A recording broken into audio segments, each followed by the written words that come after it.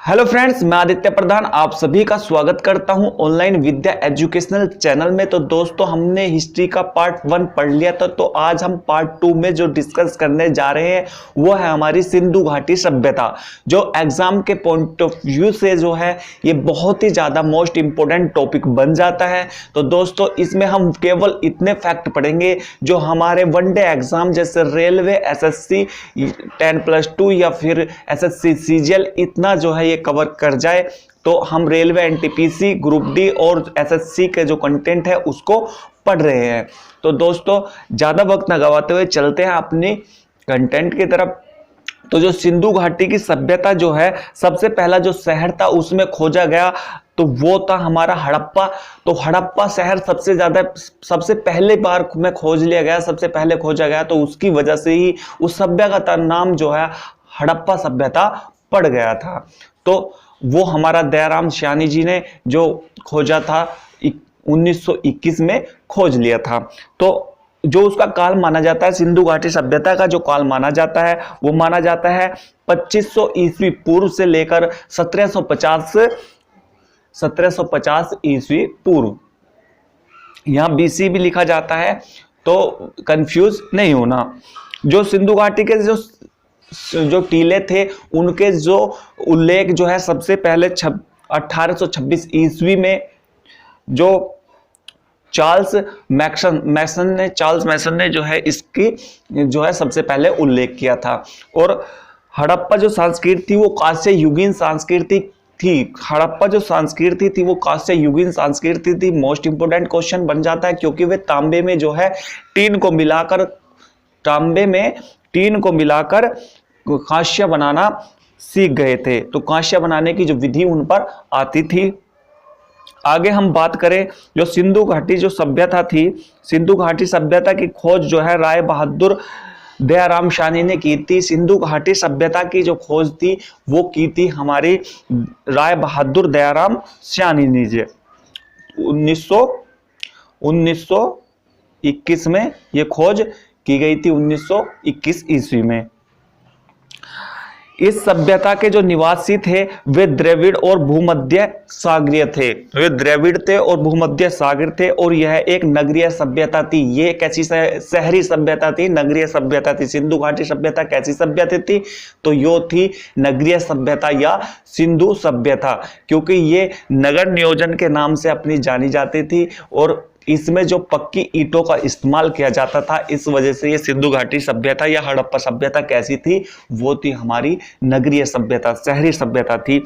सिंधु घाटी का जो बंदरगाह था वो था लोथल बंदरगाह था। ये मोस्ट इंपोर्टेंट है। सिंधु घाटी सभ्यता का जो बंदरगाह था वो था लोथल। सिंधु घाटी सभ्यता बोले या हड़प्पा सभ्यता, बात एक ही है, क्योंकि बाद में जो सिंधु घाटी सभ्यता का नाम बदलकर हड़प्पा सभ्यता कर दिया गया था। तो इसमें आप कंफ्यूज नहीं होना। सिंधु सभ्यता की जो लिपि थी वो बहुचित्रात्मक थी। चित्र बना दिए जाते थे जो चित्रों द्वारा भाव को प्रकट करती थी, वो लिपि थी।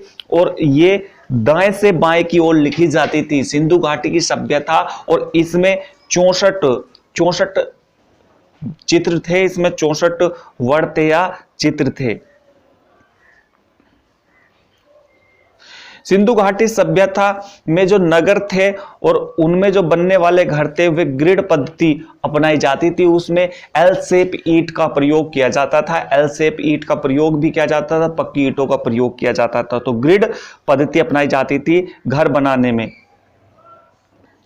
सिंधु घाटी सभ्यता जो है मात्र सत्तात्मक थी। इसमें माता जो है प्रधान होती थी, माता प्रधान मानी जाती थी। इसमें जो है सिंधु घाटी की सभ्यता जो थी वो मात्र प्रधान मानी जाती थी। मोहनजोदड़ो में जो नृत्यक की जो कांस्य की मूर्ति निकली थी, जो नृत्य करती हुई एक लड़की थी, उसकी जो है ये मानी गई थी।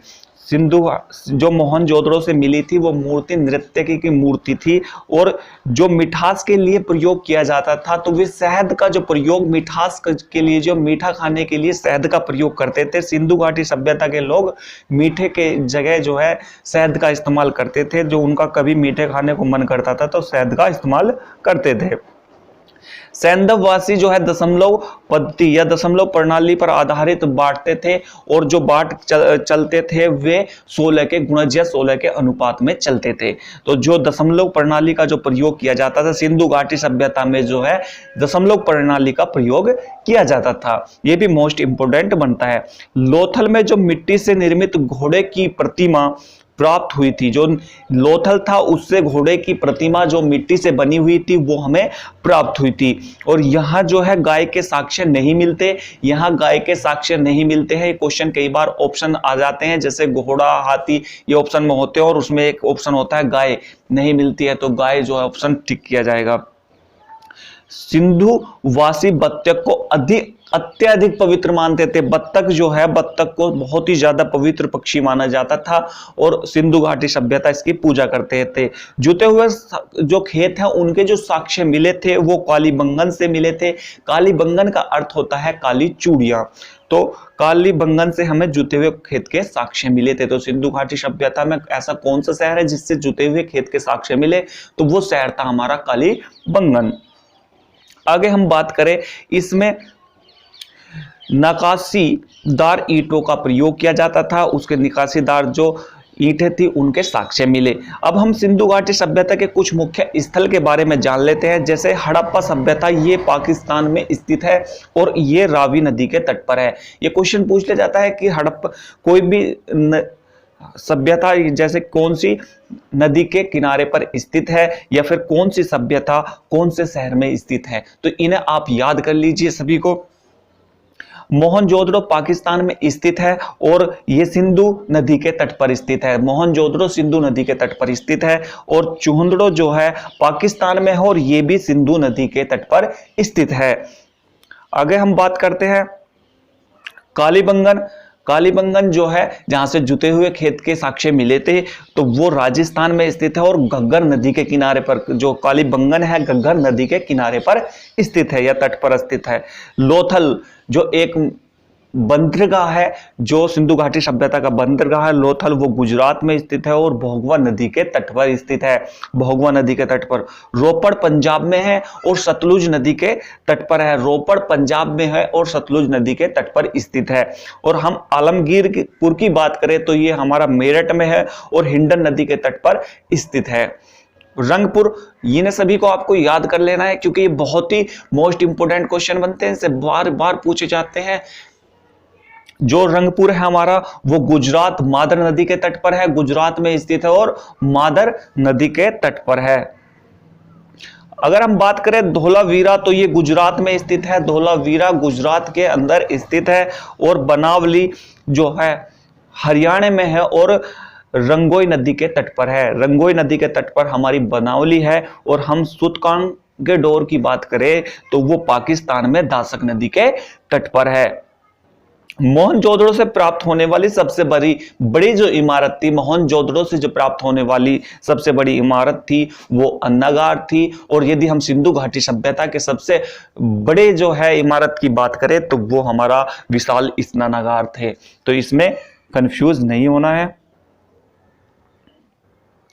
अगर हम बात करें, इसमें जो मुख्य फसल थी वो थी गेहूं और जौ। सिंधु घाटी सभ्यता की जो मुख्य फसल मानी जाती है वो मानी जाती है गेहूं और जौ। गेहूं और जौ मुख्य फसल मानी जाती है, सिंधु घाटी सभ्यता की मुख्य फसल मानी जाती है।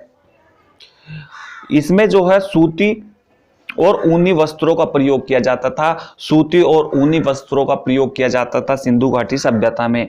अग्निकुंड जो है लोथल से प्राप्त हुआ और कालीबंगन से प्राप्त हुआ।